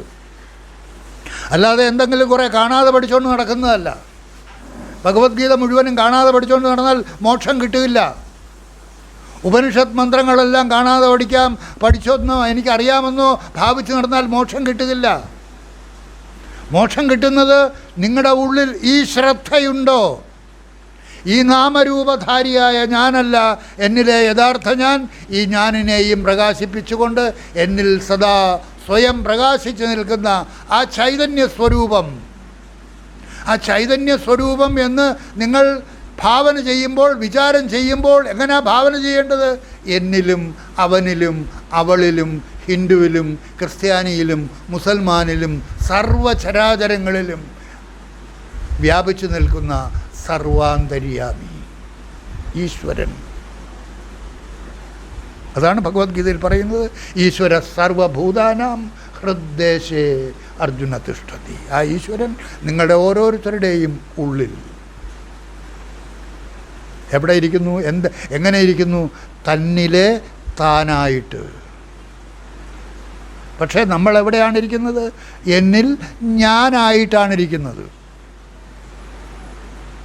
ഞാൻ കുട്ടപ്പൻ, ഞാൻ ഗോപാലകൃഷ്ണൻ, ഞാൻ നായർ, ഞാൻ ഈഴവൻ, ഞാൻ നാടാർ, ഞാൻ ക്രിസ്ത്യൻ, ഞാൻ മുസൽമാൻ, ഈ തരത്തിലാണ് നമ്മൾ ഓരോരുത്തരും ഇരിക്കുന്നത്. അതാണ് നമ്മിലെ ബന്ധനം. The limited I, the unlimited I, അതാണ് നാമരൂപാത് വിമുക്ത. നാമരൂപങ്ങളിൽ നിന്ന് ഏതൊരാളാണോ തന്നെ മോചിപ്പിച്ചിരിക്കുന്നത്. ഈ കേൾക്കുന്ന കാര്യം നിങ്ങളുടെ അറിവിൽ പ്രവർത്തനക്ഷമമാകണം. എപ്പോഴും നിങ്ങൾക്ക് ബോധമുണ്ടായിരിക്കണം, ഈ നാമരൂപധാരിയായ ഞാനല്ല എന്നിലെ യഥാർത്ഥ ഞാൻ. ഈ അറിവ് നിങ്ങളുടെ മക്കൾക്ക് കൂടി പകർന്നു കൊടുക്കണം. ഇതുപോലത്തെ അറിവ് എവിടാ കിട്ടുന്നത്? എത്ര വിലപ്പെട്ട അറിവാണ് ഇതൊക്കെ! നിങ്ങളുടെ മക്കൾക്ക്, നിങ്ങളുടെ സഹോദരങ്ങൾക്ക്, നിങ്ങളുടെ കൂടെയുള്ള ആളുകൾക്ക് പകർന്നു കൊടുക്കണം. ഈശ്വരൻ എന്താണെന്ന് നിങ്ങൾ പറഞ്ഞ് മനസ്സിലാക്കി കൊടുക്കണം. ഇപ്പം ഈശ്വരനെക്കുറിച്ചൊരു ധാരണ നിങ്ങൾക്കുണ്ട്. ഈശ്വര സർവഭൂതാനാം ഹൃദ്ദേശേ അർജുന തിഷ്ഠതി.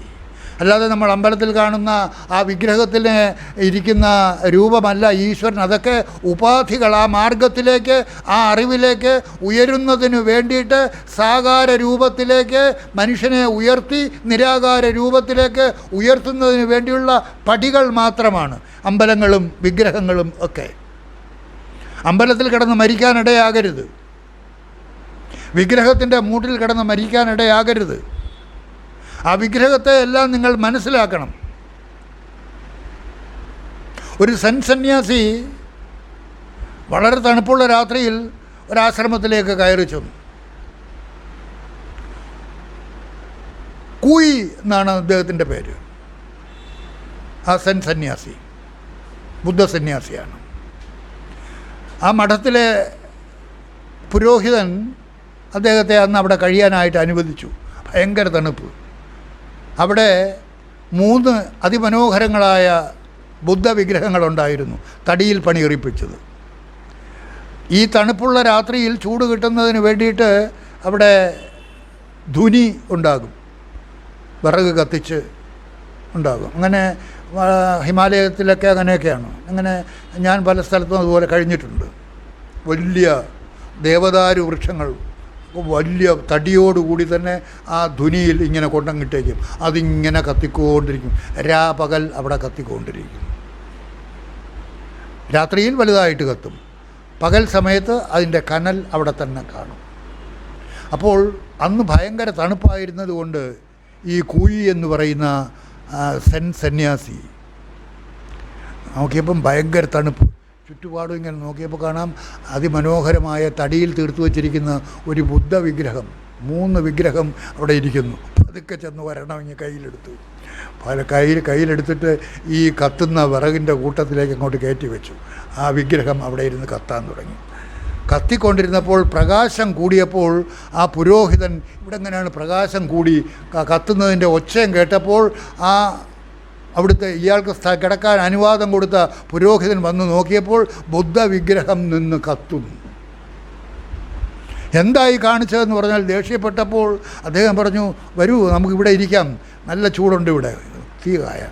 എൻ്റെ ഇവിടുത്തെ അതിമനോഹരമായ വിഗ്രഹത്തെ നീ കത്തിച്ച് കളഞ്ഞല്ലോ എന്ന് പറഞ്ഞപ്പോൾ, ഇത് വിഗ്രഹമല്ലേ, കുഴപ്പമില്ല എന്ന് പറഞ്ഞ് അദ്ദേഹം വഴക്ക് പറയുന്നതിനിടയ്ക്ക്, ആ ബുദ്ധൻ നശിച്ചല്ലോ എന്ന് പറഞ്ഞ് വഴക്ക് പറയുന്നതിനിടയിൽ അദ്ദേഹം തൻ്റെ വടിയെടുത്ത് ബുദ്ധനെ നീ കത്തിച്ചു കളഞ്ഞല്ലോ എന്ന് പറഞ്ഞപ്പോൾ അദ്ദേഹം തൻ്റെ വടിയെടുത്ത് ആ കത്തുന്ന ധുനിയിലേക്ക് ചെകയാൻ തുടങ്ങി. എന്തിനാണ്? ബുദ്ധൻ്റെ എല്ല് വല്ലതും അവിടെയുണ്ട്. ബുദ്ധനെ കത്തിച്ച് കളഞ്ഞല്ലോ എന്ന് പറഞ്ഞപ്പോൾ, ആ കത്തിച്ച് കളഞ്ഞെങ്കിൽ, ബുദ്ധൻ്റെ ശരീരത്തെ കത്തിച്ച് കളഞ്ഞെങ്കിൽ എല്ല് അതിനകത്ത് കാണുമല്ലോ, ആ എല്ല് അതിനകത്തുണ്ടോ എന്ന് ഞാൻ നോക്കുകയാണ് എന്ന് പറഞ്ഞപ്പോൾ പുരോഹിതനും ചിരിക്കാതിരിക്കാൻ കഴിഞ്ഞില്ല. അപ്പോൾ അദ്ദേഹം ആ ബുദ്ധനെ, ആ സന്യാസിയെ അപ്പോൾ തന്നെ അവിടുന്ന് പുറത്താക്കി. ഇനി ഇതിനകത്ത് ഇരുന്നാൽ ബാക്കിയുള്ള 2 വിഗ്രഹങ്ങളെ കൂടെ ഇയാൾ കത്തിച്ച് കളയും. പുറത്താക്കി വാതിലുമടച്ചിട്ട് പോയി കിടന്നു. രാവിലെ നോക്കിയപ്പോൾ, വാതിൽ തുറന്ന് നോക്കുമ്പോൾ ഈ സന്യാസി അതിൻ്റെ നേരെ എതിരെ ഒരു മയിൽക്കുറ്റി ഉണ്ടായിരുന്നു. ആ മയിൽക്കുറ്റിയിൽ പൂക്കളെല്ലാം അർപ്പിച്ച് പൂജ നടത്തിക്കൊണ്ട് അദ്ദേഹം ബുദ്ധം ശരണം ഗച്ഛാമി, സംഘം ശരണം ഗച്ഛാമി എന്ന്, ധർമ്മം ശരണം ഗച്ഛാമി എന്ന് പ്രാർത്ഥിച്ചുകൊണ്ട് നിൽക്കുന്നതാണ് ഈ പുരോഹിതൻ കണ്ടത്. പുരോഹിതൻ അദ്ദേഹത്തിൻ്റെ അടുത്ത് എന്ന് പറഞ്ഞു, നിങ്ങൾ യഥാർത്ഥത്തിലൊരു ഭ്രാന്തൻ തന്നെയാണ്. അല്ല, ഞാൻ ഭ്രാന്തനല്ല.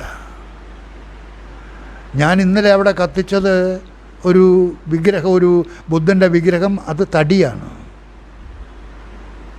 ഇവിടെ ഞാൻ പൂജ ചെയ്തുകൊണ്ടിരിക്കുന്നത് ഒരു മയിൽക്കുറ്റിയിലാണ്. ഇത് കല്ലാണ്. പക്ഷേ ഭാവം എൻ്റെ മനസ്സിലാണ്. ഞാനിതിനെ ബുദ്ധനായിട്ട് ഭാവന ചെയ്യുന്നു. ഭാവം മനസ്സിലാണ്. അതുപോലെ നിങ്ങൾ അമ്പലത്തിൽ ചെന്ന് പൂജ ചെയ്യുന്ന അവസരത്തിൽ അത് കല്ലാണ്. ആ കല്ലിനകത്ത് നമ്മുടെ ഭാവനയാണ് ഈശ്വരനായിട്ട് മാറുന്നത്. ആ കല്ലല്ല ഈശ്വരനായിട്ട് മാറുന്നത്. നാരായണ ഗുരുസ്വാമികൾ പറഞ്ഞിരിക്കുന്നത് നിങ്ങൾക്ക് അറിയാമല്ലോ. ദർശനമാലയിൽ അദ്ദേഹം പറഞ്ഞിട്ടുണ്ട്, ഏകം സത്യം ന ദ്വിതീയം ഹ്യസത്യം ഭാതി സത്യവത്. ഏകം സത്യം, സത്യം ഏകമാണ്. സത്യമായ വസ്തു ഏകം. ഏതൊരു വസ്തുവിനെ കുറിച്ചാണോ നമ്മളിവിടെ പറഞ്ഞുകൊണ്ടിരിക്കുന്നത്, ആ ശുദ്ധ സ്വരൂപം, ഇവിടെ ഇരിക്കുന്ന എല്ലാവരുടെയും ഉള്ളിൽ കൂടി കടന്നു പോകുന്ന ആ ശുദ്ധ സ്വരൂപം, ഇവിടെ ഏതെല്ലാം ജാതിയിൽപ്പെട്ട ആളുകളുണ്ടോ അവരുടെ എല്ലാം ഉള്ളിൽ കൂടി കടന്നു പോകുന്ന ഏകമായ വസ്തു, ഏകം സത്യം ന ദ്വിതീയം, രണ്ടാമതായിട്ട് മറ്റൊന്നില്ല. അതിനെയാണ് അദ്വിതീയം എന്ന് പറയുന്നത്. നമ്മളിവിടെ നടത്തിക്കൊണ്ടിരിക്കുന്ന ശങ്കരാചാര്യ സ്വാമികളുടെ ആ പുസ്തകം അദ്വൈതാനുഭൂതി, അതിനെയാണ് വിളംബരം ചെയ്യുന്നത്. അദ്വൈതാനുഭൂതി, രണ്ടാമതായിട്ട് മറ്റൊന്നില്ല. ഉള്ളതായിട്ടുള്ള വസ്തു ഏകം. ഏകോ ദേവഃ സർവഭൂതേഷു ഗൂഢഃ സർവവ്യാപി സർവഭൂതാന്തരാത്മാ കർമാധ്യക്ഷഃ സർവഭൂതാദിവാദഃ വാസഃ സാക്ഷി ഛേദ കേവലോ നിർഗുണശ്ച. ശ്വേതാശ്വതരോപനിഷത്ത്. ആ ഏകമായ വസ്തു ആണ് നിങ്ങളുടെ ഓരോരുത്തരുടെയും ഉള്ളിൽ നിങ്ങളുടെ സ്വരൂപമായിരിക്കുന്നത് എന്ന് തിരിച്ചറിഞ്ഞ്, അതാണ് തന്നിലെ താൻ എന്ന് ബോധിച്ച് സദാസമയവും ആ ഭാവത്തിൽ നിങ്ങളിൽ വാഴണം. നാരായണ ഗുരുദേവൻ ദൈവദശകത്തിൽ പറയുന്നു, ആഴണം വാഴണം, അതിലാഴണം, അതിൽ വാഴണം. ഏതിൽ? നിങ്ങളുടെ ഓരോരുത്തരുടെയും ഉള്ളിലിരിക്കുന്ന നിങ്ങളുടെ യഥാർത്ഥ സ്വരൂപത്തിൽ. ഇന്ന് ചട്ടമ്പി സ്വാമികളുടെ ജന്മദിനമാണ്. നാരായണ ഗുരുദേവനും ചട്ടമ്പി സ്വാമികളുമൊക്കെ വളരെയധികം സുഹൃത്തുക്കളെ പോലെ കഴിഞ്ഞിരുന്ന ആളുകളാണ്. നമ്മൾ നാരായണ ഗുരുദേവൻ്റെ തൊട്ടടുത്താണ് ഇരിക്കുന്നത്. തൊട്ട് താഴെയാണ് ചെമ്പഴന്തി, ഇല്ലേ? ചെമ്പഴന്തി ഗുരുകുലം, അവിടെയാണ് അദ്ദേഹം ജനിച്ചത്. തൊട്ടപ്പുറത്ത് ചട്ടമ്പി സ്വാമികളുടെ വാസസ്ഥാനമായിരുന്നു. അദ്ദേഹം ജനിച്ചത് മലയൻകീഴായിരുന്നു എന്നാണ് തോന്നുന്നത്. ജീവിച്ചത് ഇവിടെ കണ്ണമ്മൂല. അദ്ദേഹം ജനിച്ചിട്ട് ഏതാണ്ട് 171 വർഷമായെന്ന് തോന്നുന്നു. 171ാമത്തെ ജന്മദിനമാണ് ഇന്ന് ആഘോഷിച്ചു കൊണ്ടിരിക്കുന്നത്. അതുപോലെ അദ്ദേഹത്തിൻ്റെ സമാധിയുടെ നൂറ്റാണ്ട് അതും ഇപ്പോൾ ആഘോഷിച്ചു കൊണ്ടിരിക്കുകയാണ്. ഈ വർഷം അദ്ദേഹം സമാധി അടഞ്ഞിട്ട് ഏതാണ്ട് 100 വർഷമായി. അവരൊക്കെ ഈ മാർഗത്തിൽ സഞ്ചരിച്ചിരുന്ന ആളുകളാണ്. നാരായണ ഗുരുദേവൻ സമൂഹത്തിന് വേണ്ടി കുറേയധികം ഇറങ്ങി പ്രവർത്തിച്ചു.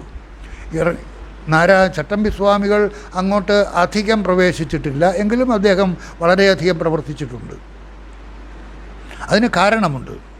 കാരണം ഈ കാണുന്ന ജഗത്ത് ഉള്ളതുപോലെ കാണപ്പെടുന്നതാണ് എന്ന് തിരിച്ചറിഞ്ഞിട്ടുള്ള ഒരാൾ. നമ്മൾ വിവേകാനന്ദ സ്വാമികളുടെ കാര്യം പറഞ്ഞപ്പോൾ അദ്ദേഹം അവസാനം കണ്ണീരൊഴുക്കിയ കാര്യം പറഞ്ഞില്ലേ, ഞാൻ സ്വീകരിച്ച മാർഗം തെറ്റായിപ്പോയി. എന്ന് പറഞ്ഞാൽ ആ ജനങ്ങളെ ഉദ്ധരിപ്പിക്കുന്നതിന് വേണ്ടിയിട്ട്, സാമൂഹ്യോദ്ധാരണത്തിന് വേണ്ടിയിട്ട്, എന്ന് പറഞ്ഞാൽ കണ്ടുകൊണ്ടിരിക്കുന്ന ഈ പ്രപഞ്ചം സത്യമാണ് എന്നുള്ള ധാരണയിലേക്ക് താഴ്ന്നപ്പോൾ ചട്ടമ്പി സ്വാമികൾ ആ നിലയിലേക്ക് താഴ്ന്നില്ല. അതുകൊണ്ട് അദ്ദേഹം അങ്ങോട്ട് പോയില്ല. നായന്മാരൊന്നും അദ്ദേഹത്തെ കൂട്ടുപിടിക്കാൻ നടക്കുന്നില്ല. നായന്മാരെ ഒന്നും അദ്ദേഹം കൂട്ടുപിടിക്കാൻ നടന്നില്ല. എങ്കിലും അദ്ദേഹത്തിൻ്റെ സമാധിയൊക്കെ ഒരുക്കി കൊടുത്തത് അല്ലേ പന്മന, കുമ്പളം. പക്ഷേ ആ നിലയിലും അദ്ദേഹം ആ ബ്രാഹ്മി നിലയിൽ തന്നെയായിരുന്നു ചട്ടമ്പി സ്വാമികൾ. നാരായണ ഗുരുദേവന് സമൂഹത്തോട് അല്പം സ്നേഹമുണ്ടായിപ്പോയി. ഇല്ലെങ്കിൽ ആ വിഭാഗം മുഴുവനും ക്രിസ്തുമതത്തിലേക്ക് മതം മാറ്റം ചെയ്യപ്പെടുമായിരുന്നു. അതിനെ തടഞ്ഞു നിർത്തിയത് നാരായണ ഗുരുദേവനാണ്. അത് വളരെ അത്യാവശ്യമായിരുന്നു ആ കാലഘട്ടത്തിൽ. പക്ഷേ ബ്രഹ്മവിചാരത്തിൽ ഈ കാണപ്പെടുന്ന പ്രപഞ്ചം മുഴുവനും ബ്രഹ്മസത്യം, ജഗത് മിഥ്യ. ഈ ജഗത്ത് മിഥ്യ, ഉള്ളതുപോലെ കാണപ്പെടുന്നതാണ്, ഉള്ളതേ അല്ല. നാരായണ ഗുരുദേവൻ്റെ അദ്വൈത ദീപികയിൽ പറയുന്ന ഒരു മന്ത്രം ഞാനിവിടെ കൊണ്ടുവന്നിട്ടുണ്ട്. സത്യത്തിലില്ല ഉലകം സകലം വിവേകവിധ്വംസമായ പിറകും വിലസുന്നു മുൻപോൽ. സത്യത്തിലില്ല ഉലകം, ബ്രഹ്മസത്യം, ജഗത് മിഥ്യ. ഈ ജഗത്ത് മിഥ്യ ഇല്ലേ ഇല്ല. പക്ഷേ സത്യത്തിലില്ല ഉലകം സകലം വിവേകവിധ്വംസമായ പിറകും വിലസുന്നു മുൻപോൽ. ഇതറിഞ്ഞു കഴിഞ്ഞിട്ടും, ഈ പ്രപഞ്ചമില്ലാത്തതാണ്, ഉള്ളതുപോലെ കാണപ്പെടുന്നതാണ് എന്നറിഞ്ഞിട്ടും, ഇല്ലേ ഇല്ല എന്ന് മനസ്സിലായിട്ടും നോക്കുമ്പോൾ പ്രപഞ്ചം പഴയതുപോലെ കാണപ്പെടുന്നു. അത് വ്യക്തമായിട്ട് അദ്ദേഹം ഈ മന്ത്രത്തിൽ പറയുന്നു. സത്യത്തിലില്ല ഉലകം സകലം വിവേകവിധ്വംസമായ പിറകും വിലസുന്നു മുൻപോൽ. നിസ്തർക്കമായി മരുവിലില്ല നീരമെന്ന് സിദ്ധിക്കിലും വിലസിടുന്നിതു മുൻപ്രകാരം. കാനൽ ജലം ഇല്ല എന്ന് നമുക്ക് മനസ്സിലായാലും നമ്മൾ നോക്കുന്ന അവസരത്തിൽ കാനൽ ജലം നമുക്ക് കാണാം.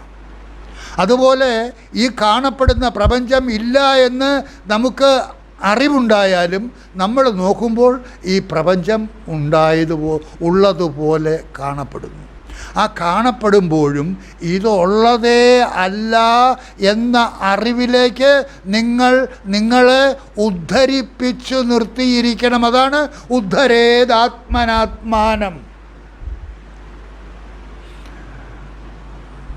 സ്വാമി, ആ ശ്ലോകം എനിക്കറിയാം, കാണാതെ അറിഞ്ഞിട്ട് കാര്യമില്ല.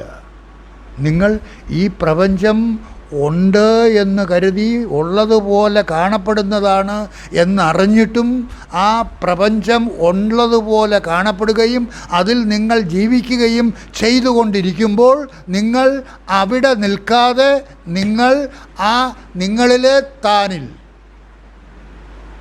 ആ ഇല്ലാത്ത നിലയിലേക്ക് നിങ്ങളെ ഉദ്ധരിപ്പിച്ച് നിർത്തിക്കൊണ്ടിരിക്കണം. ആ അറിവിലേക്ക് നിങ്ങളെ ഉയർത്തി നിർത്തിയിരിക്കണം.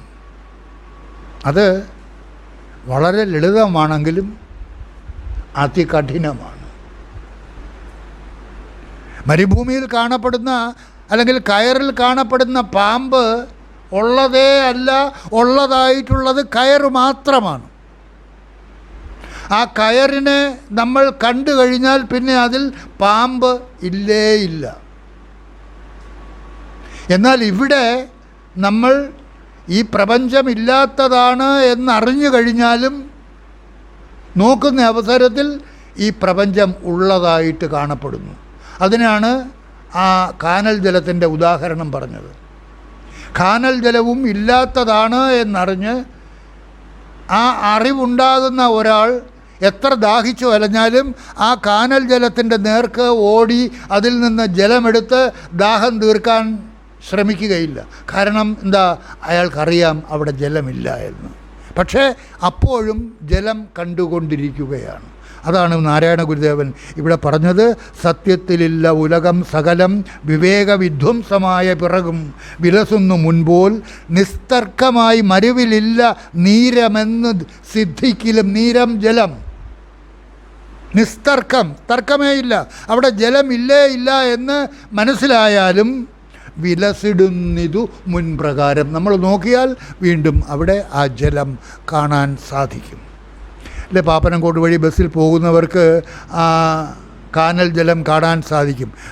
കയറ്റം ഇറങ്ങി കയറ്റം കയറുന്ന അവസരത്തിൽ രാവിലെ ഒരു 10 മണിക്കൊക്കെ പോയാൽ ഈ കാനൽ ജലം നിങ്ങൾക്ക് കാണാൻ സാധിക്കും. അതുപോലെ വൈകുന്നേരം 3 മണിക്ക് ശേഷവും കാണാൻ സാധിക്കും.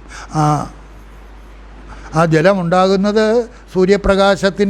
പ്രകാശത്തിൻ്റെ അലയടി, പ്രകാശത്തിലുണ്ടാകുന്ന അലയടി കൊണ്ടാണ് ജലം ഉള്ളതുപോലെ കാണപ്പെടുന്നത്. ഇത് നാരായണ ഗുരുദേവൻ്റെ അദ്വൈത ദീപികയിലുള്ള മന്ത്രമാണ്. നേരത്തെ പറഞ്ഞ മന്ത്രം, ആ ദർശനമാലയിലെ ആ മന്ത്രം ഏകം സത്യം ന ദ്വിതീയം ഹ്യസത്യം ഭാതി സത്യവത്. രണ്ടാമതായിട്ട് മറ്റൊന്നില്ല. ഏകം സത്യം ന ദ്വിതീയം, രണ്ടാമതായിട്ട് മറ്റൊന്നില്ല. എങ്കിലും അസത്യം ഭാതി സത്യവത്, അസത്യം സത്യമായിട്ട് കാണപ്പെടുന്നു. ഏതുപോലെ? ശിലൈവ ശിവലിംഗം ന ദ്വിതീയം ശില്പിനാ കൃതം. അമ്പലത്തിൽ നിങ്ങൾ തൊഴുതുകൊണ്ടിരിക്കുന്ന ആ വിഗ്രഹം ശില മാത്രം, കല്ല് മാത്രം. ശിലൈവ ശിവലിംഗം ന ദ്വിതീയം. എങ്ങനെയാ കല്ല്? അത് ശില്പിയുടെ ആർട്ടാണ് അവിടെ കാണപ്പെടുന്നത്. ആ കല്ലിൽ വിഗ്രഹം ഉള്ളതുപോലെ കൊത്തി വച്ചിരിക്കുന്നു. ശില്പിനാകൃതം, ശില്പി ഉണ്ടാക്കി വച്ചിരിക്കുന്ന ആ കല്ല് തന്നെയാണത്. അതിൽ നമ്മൾ ഈശ്വരനെ ഭാവന ചെയ്യുന്നു. അതുപോലെ നിങ്ങളുടെ ഉള്ളിൽ ആ ബ്രഹ്മത്തെ, ആ നിരാകാര സ്വരൂപത്തെ, ആ ഈശ്വരൻ കല്ലിൽ നിങ്ങൾക്ക് ഭാവന ചെയ്യാമെങ്കിൽ, കല്ലിൽ നിങ്ങൾക്ക് തൊഴാമെങ്കിൽ, അവിടെ കുമ്പിട്ട് നിൽക്കാമെങ്കിൽ, നിങ്ങളുടെ ഉള്ളിൽ ഹൃദയത്തിൽ കൈവച്ചുകൊണ്ട് ഈശ്വര എന്ന് വിളിച്ചുകൂടെ? ആ അമ്പലത്തിലെ വിഗ്രഹത്തിൽ നിങ്ങൾക്ക് ഈശ്വരനെ കൽപ്പന ചെയ്യാൻ കഴിയുമെങ്കിൽ അതേ ഭാവന നിങ്ങളുടെ ഹൃദയത്തോട് ചേർത്ത് ഭാവിച്ചുകൂടെ? ഈശ്വര സർവഭൂതാനാം ഹൃദ്ദേശേ അർജുന തിഷ്ഠതി. ആ ഈശ്വരൻ നിങ്ങളുടെ ഓരോരുത്തരുടെയും ഹൃദയത്തിലിരിക്കുന്നു. ആ ഈശ്വരൻ സാകാര സ്വരൂപം, നിരാകാര സ്വരൂപമാകുമ്പോൾ, മായയാൽ മോഹിതമായിട്ടിരിക്കുമ്പോൾ ഈശ്വരൻ, മായാവരണത്തോടു കൂടിയിരിക്കുമ്പോൾ ഈശ്വരൻ, അജ്ഞാനാവരണത്തോടു കൂടിയിരിക്കുമ്പോൾ ജീവൻ. അതുകൊണ്ട് ജീവ ഈശ്വര ഐക്യമുണ്ടാകണം. അതുകൊണ്ട് നമ്മൾ വിവേക ചൂടാമണിയിൽ ശങ്കരാചാര്യ സ്വാമികൾ ഈ കാര്യം വളരെ സ്പഷ്ടമായിട്ട് പറയുന്നുണ്ട്. ന യോഗേന ന സാഖ്യേന കർമ്മണ നോ ന വിദ്യയ. ഇതൊന്നുകൊണ്ടും, ഏതെല്ലാം കൊണ്ട്? ന യോഗേന ന സാഖ്യേന കർമ്മണ നോ ന വിദ്യയ. ഏതെല്ലാം തരത്തിലുള്ള വിദ്യയിലൂടെയും, സാഖ്യയോഗത്തിലൂടെ ആയാലും കർമ്മയോഗത്തിലൂടെ ആയാലും യോഗങ്ങളിൽ കൂടിയായാലും ഇതിനെ പ്രാപിക്കാനേ കഴിയില്ല. ഏതു നില? ആ യോഗനില. ഏതാ യോഗനില? ജീവാത്മ പരമാത്മ ഐക്യം. അതാണ് യോഗം. ജീവാത്മ പരമാത്മ ഐക്യം. എന്താ? എന്നിലെ ഞാനെന്ന് പറയുന്നത് തന്നെയാണ് എന്നിൽ താനായിരിക്കുന്നത്. ആ തൻ്റെ പ്രതിബിംബമാണ് എന്നിലെ ഞാൻ. അപ്പോൾ ഞാൻ തന്നെയാണ് താൻ. വെള്ളത്തിൽ പ്രതിബിംബിക്കുന്ന സൂര്യനും ആകാശത്ത് നിൽക്കുന്ന സൂര്യനും ഒന്നു തന്നെയാണ്. ബിംബമുണ്ടെങ്കിലേ പ്രതിബിംബമുള്ളൂ. അതുകൊണ്ട് പ്രതിബിംബവും ബിംബവും ഒന്നു തന്നെയാണ്. അതുകൊണ്ട് നിങ്ങളുടെ ഓരോരുത്തരുടെയും ഉള്ളിൽ സ്വയം പ്രകാശിച്ചു നിൽക്കുന്ന ആ ചൈതന്യ സ്വരൂപത്തെ നിങ്ങൾ ഏതെങ്കിലും തരത്തിൽ ഭാവന ചെയ്ത് നിങ്ങളുടെ ശ്രദ്ധ അതിൽ തന്നെ നിർത്തണം. അതാണ് പറയുന്നത്, ന യോഗേന ന സാഖ്യേന ന കർമ്മണ നോ ന വിദ്യയ ബ്രഹ്മാത്മൈകത്വബോധേന മോക്ഷഃ സിദ്ധ്യതി ന അന്യഥ. ന അന്യഥ. വേറൊരു തരത്തിലും മോക്ഷം കിട്ടുകയില്ല. എങ്ങനെയാണ് കിട്ടുന്നത്? ബ്രഹ്മാത്മൈക്യത്വബോധേന. ആത്മാവെന്താണ്? എന്നിലെ ഞാൻ. എന്നിലെ ഞാൻ, ജീവാത്മാവ്, എന്നിലെ ഞാൻ, ബ്രഹ്മം, എന്നിലെ ഈശ്വരൻ.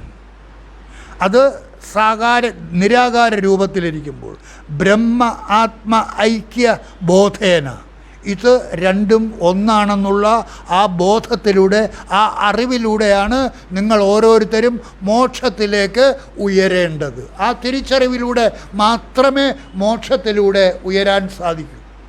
മരണസമയത്ത് നിങ്ങൾക്ക് ഈ ഭാവനയുണ്ടെങ്കിൽ, ഞാനെന്ന് പറയുന്നത് ഈ കുട്ടപ്പനല്ല, ഈ ഗോപാലകൃഷ്ണനല്ല, മരിക്കുന്ന സമയത്ത് ആ മരിക്കുന്നയാളിൽ ഈ ഭാവമുണ്ടായിരിക്കണം. മരിക്കുന്ന സമയത്ത് നമ്മളെല്ലാം മരിക്കാൻ പോകുന്നവരാണ്. ഏത് സമയത്തും മരണം പിടികൂടാം. അത് വയസ്സായി കഴിഞ്ഞാകണമെന്നില്ല, ഏത് സമയത്തും പിടികൂടാം. ആ പിടികൂടുന്ന സമയത്ത് ഈ ഭാവം നിങ്ങളിൽ ഉണ്ടായിരിക്കണം. ഏതാ ഭാവം? ഞാനെന്ന് പറയുന്നത് ആ ഈശ്വരൻ തന്നെയാണ്, ഞാൻ ജീവനല്ല. എപ്പോഴും ആ ബോധമുണ്ടായിരിക്കണം.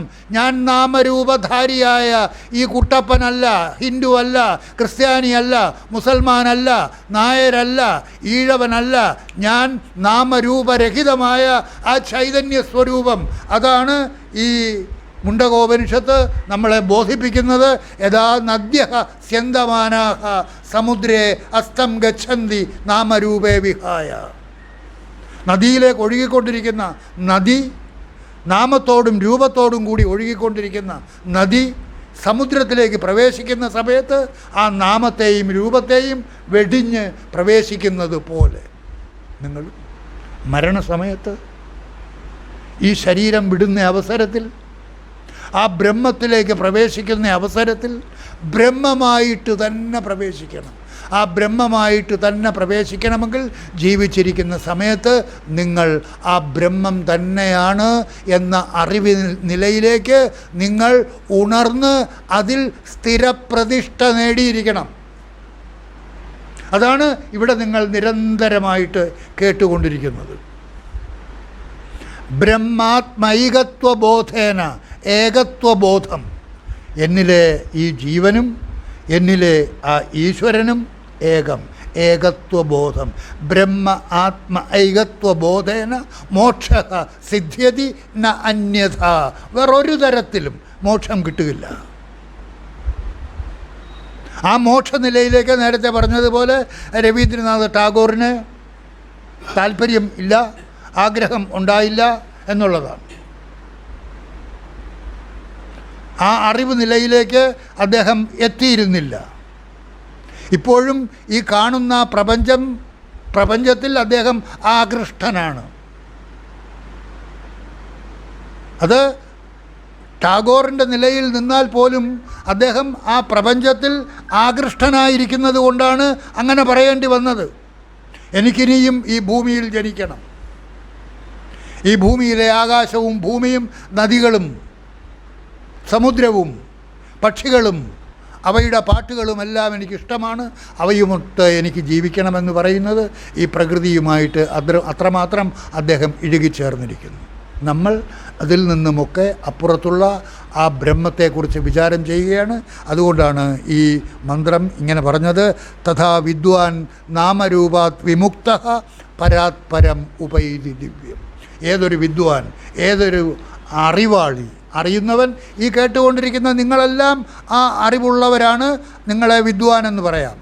ഏതൊരു വിദ്വാനാണോ ഈ നിലയിലേക്ക് സദാസമയത്തും തൻ്റെ ശ്രദ്ധയെ തന്നിലെ താൻ ഭാവത്തിൽ തന്നെ നിലനിർത്തിക്കൊണ്ടിരിക്കുന്നത്, ആ ഭാവം മരണസമയത്തും ഉണ്ടാകണമെങ്കിൽ ജീവിച്ചിരിക്കുന്ന സമയത്ത് നിരന്തര വിചാരത്തിലൂടെ ദിവസവും സദാ ആ വിചാരത്തിൽ നിങ്ങൾ അതിനെ ബലപ്പെടുത്തിക്കൊണ്ടേയിരിക്കണം. ഒരു ദിവസമൊന്നും വിചാരിച്ചാൽ പോരാ. ഞായറാഴ്ച വൈകുന്നേരം പള്ളിയിൽ പോയി കുറച്ച് ദിവസം പ്രാർത്ഥിക്കുന്നത് പോലെയല്ല, അല്ലെങ്കിൽ വെള്ളിയാഴ്ച ഏതെങ്കിലും അമ്പലത്തിൽ പോയി പ്രാർത്ഥിക്കുന്നത് പോലെയല്ല. സദാസമയത്തും 24 മണിക്കൂറും ഈ ഭാവം നിങ്ങളിൽ ഉണ്ടായിരിക്കണം. അഹം ബ്രഹ്മാസ്മി, അഹം ബ്രഹ്മാസ്മി, ശിവോഹം ശിവോഹം ശിവോഹം, സോഹം സോഹം സോഹം. ആ അറിവ് നില നിങ്ങളിൽ ഉണ്ടാകുന്നതിന് വേണ്ടി എല്ലാ അനുഗ്രഹങ്ങളും ഉണ്ടാകട്ടെ എന്ന് പ്രാർത്ഥിച്ചുകൊണ്ട് ഇന്നത്തെ ഈ സത്സംഗം അവസാനിപ്പിക്കുന്നു. നിങ്ങൾക്ക് നമസ്കാരം. അടുത്ത തിരുവോണത്തിന് സെപ്റ്റംബർ 15 ഞായറാഴ്ച ഇവിടെ സത്സംഗം ഉണ്ടായിരിക്കില്ല. അന്ന് തിരുവോണമാണ്, വന്നു കളയരുത്. സെപ്റ്റംബർ 15 ഞായർ. ഓ